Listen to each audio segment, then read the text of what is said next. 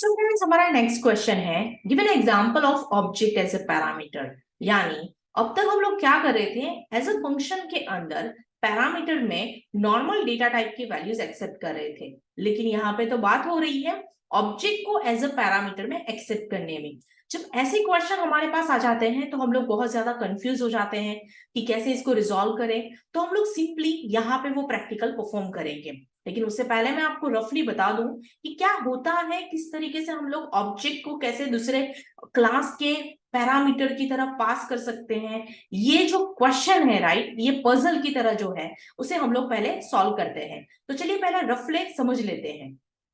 सबसे पहले क्या होता है कि हम यहाँ पे एक क्लास क्रिएट करेंगे।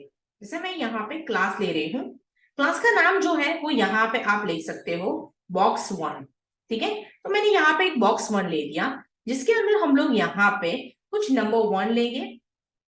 ओके, और यहाँ पे नंबर 2 लेंगे। तो मैंने यहाँ पे एक box1 लिखा, box1 हमने बना दिया, उसमें हम नंबर 1 एंड नंबर 2 ये दोनों नंबर्स यानी मेंबर लेने वाले हैं।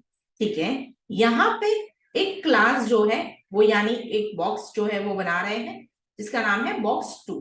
ठीक है, यहाँ पे हम क्या करने वाले हैं कि ये जो एक क्लास जो था जिसमें पहले से नंबर 1 एंड नंबर 2 जो लिया है उसका कैलकुलेशन करेंगे। यानी नंबर 1 प्लस नंबर 2, और उसको यहाँ के किसी आंसर नाम के वेरिएबल में इसका रिजल्ट जो है वो स्टोर करेंगे। तो ऐसा कुछ करने चाहते हैं हम लोग, राइट। लेकिन ये जो है वो अलग जगह पे हो रहा है, ये वाला हिस्सा जो है वो कुछ अलग जगह पे हो रहा है।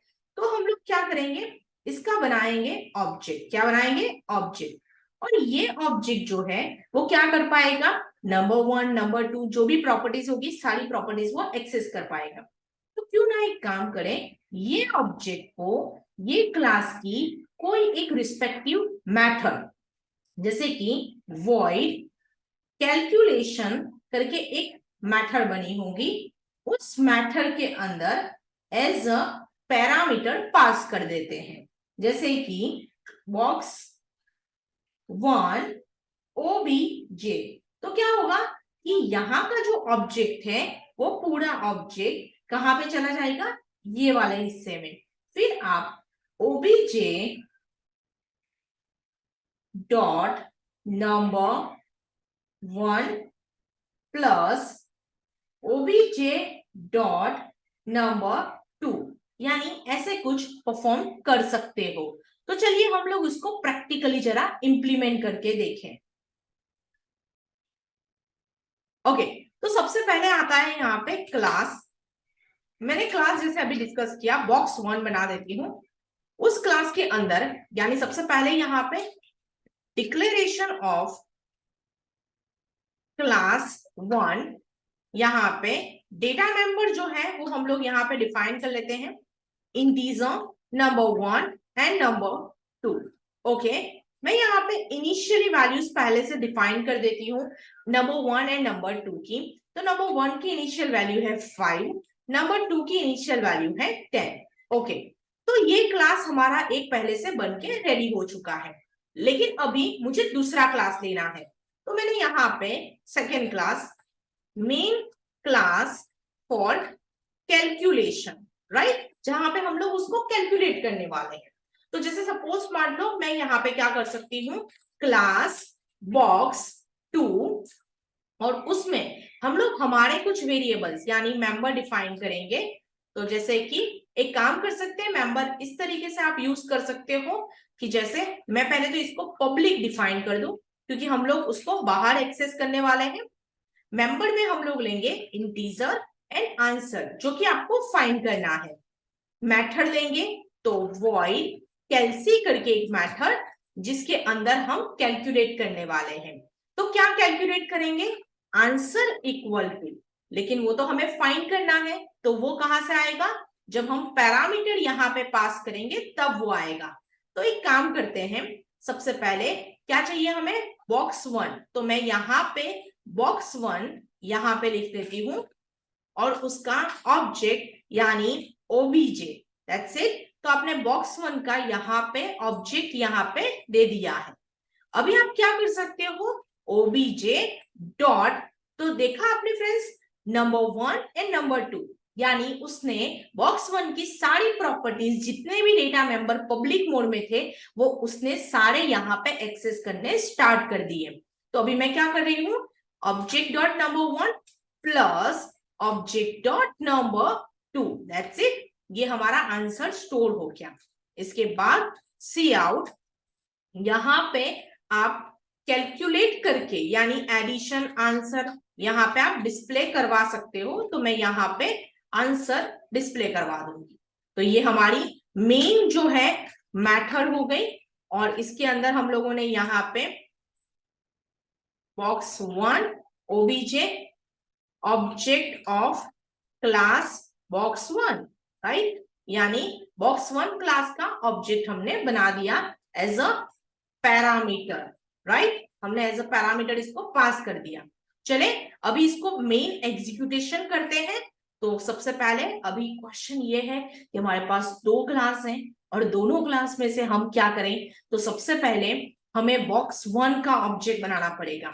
बॉक्स 1 का ऑब्जेक्ट ओबीजे, दैट्स इट। तो ऑब्जेक्ट क्रिएशन क्या हो गया, object creation of box 1 class, okay, box 2 OBJ 2।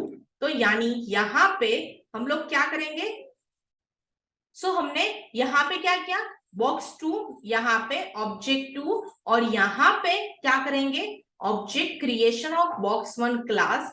तो बॉक्स 2 में ऑब्जेक्ट 2 लिखा, उसमें क्या करेंगे, object creation of box 2 class OBJ 2 dot उसकी मेथड, जी हाँ, इसको भी तो पब्लिक मोड में डिफाइन करना पड़ेगा ना, तो पब्लिक मोड में हमने डिफाइन कर ली। अभी ऑब्जेक्ट 2, यानी यहाँ पे क्या कर रहे हैं, मेथड एक्सेसिंग, तो यहाँ पे ऑब्जेक्ट डॉट, आप यहाँ पे देख सकते हो, पहले मैं इसको चेक कर लूं कि पब्लिक के अंदर हमने ऑब्जेक्ट 2 लिखा है, तो ऑब्जेक्ट 2 डॉट यहाँ पे मेथड कौन सी, कैल्सी। अभी वो मुझसे पूछ रहा है कि भाई ऑब्जेक्ट 1 डॉट ऑब्जेक्ट, मतलब हमें ये पास करना है, तो हम लोग कैसे करेंगे उसको, तो सबसे पहले हमें यहाँ पे कैल्सी जो आप देख रहे हो, उसमें ऑब्जेक्ट 2 जो है, उसमें ऑब्जेक्ट 1 का, यानी कि बॉक्स नंबर 1 का ऑब्जेक्ट पास करना है। तो ऐसे लिख सकते हैं, simply OBJ, that's it, okay. अभी आप देखो यहाँ पे आपको आंसर जो है वो कैसे मिलता है। तो आपने देखा फ्रेंड्स 15, तो टेक्निकली ये 5 और 10 कहाँ पे डिफाइन हुए थे, बॉक्स 1 के अंदर, और उसका एडिशन आपने कहाँ पे किया, सेकेंड क्लास में।